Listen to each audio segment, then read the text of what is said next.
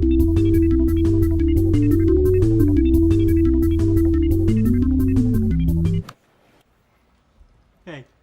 Hey.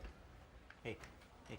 Are you excited for upcoming superhero movie? What? Like, I can't wait for superhero character to battle villain character in a city until everything gets destroyed, just like 9/11. Oh, it's a bit. You're doing a bit. You're doing a joke about how all superhero films reference our most recent national tragedy. Fun. It's all of them! I don't know. Pretty sure we've been blowing up buildings in movies since forever. Yeah. Destruction's great. Completely the best. When it's fictional, though. But it's the only thing that happens. Think about it. Avengers, Civil War, Captain America, Thor, Thor 2, Batman vs. Superman, Man of Steel. In the 90s, when we were being potty trained and learning to wrestle sharks, superheroes would prevent the destruction. Learning to what? Potty train? Now, they just respond to it. What, is your point that superhero movies are getting more realistic? No, I mean, they're still about space Vikings and mutants and nice billionaires, but they take place in a world that's more similar to ours. That's true.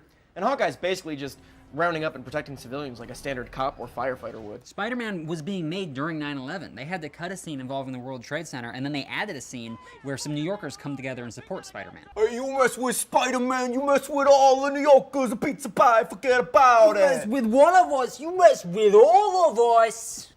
Yeah, let's not. We No, don't- never again. But also, never forget. Of course. But are you sure this is a 9/11 thing? I mean, it's not a coincidence that we started making superhero movies the second the CGI technology got good enough for us to do it convincingly? That's part of it, sure. But it's also true that the superhero arc is identical to what America went through after 9/11. Do you need me to interject? Or All superheroes start off by going through a major tragedy. Batman loses his parents, Tony Stark gets a chest full of shrapnel, Thor loses his favorite hammer. Don't minimize that. Mjolnir was forged by Eitri of Uru. But then they learn from this experience, and they either get stronger or like build some robot armor and go on to solve bigger problems. Peter Parker's post-Uncle Ben life is like America post-9/11. But these superheroes and their origins existed in comic book form for decades before 9/11. Yeah, but in the context of these films, Hollywood isn't just throwing in 9/11 references for shock value. It's allowing us to process the tragedy through the lens of fiction. That's why the further you get from 2001, the more morally complicated the superhero movies get. Like, Iron Man deals with the corruption in the military-industrial complex. Batman in Dark Knight does wiretapping and extradites a foreign national. Watchmen is... I mean, I read the graphic novel book, so I know what it's about. Yeah, me too. It's... We shouldn't just like, no reason to get into the themes of what it's about. Of course not. The point is, we're projecting ourselves and our moral decisions onto these characters so that we can more easily reflect on them. Like Japan and Godzilla. Exactly.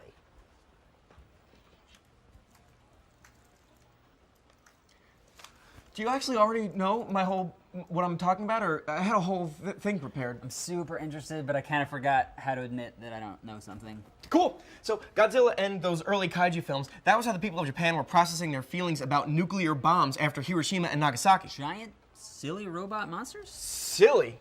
The first Gojira was dark as hell. It was filmed just a few months after the US accidentally caught a Japanese fishing boat in a bomb test experiment. And the movie opens with Godzilla destroying a Japanese fishing boat. It was actually pretty on the nose. Was Gojira criticized for exploiting national fears in a crass way? Sure was. It's a shame, because silly fiction is often the best way to explore difficult or painful concepts. Comedy, too. Indeed.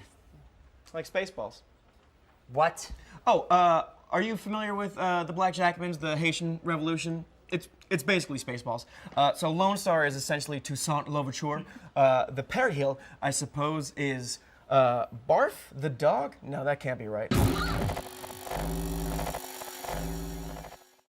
Hey, thanks for watching our video. If you want to subscribe, hit the big C. If you want to watch more videos, hit one of the boxes on the side. Don't forget to hit the bell so you'll know when we'll post more videos. And I'll see you around.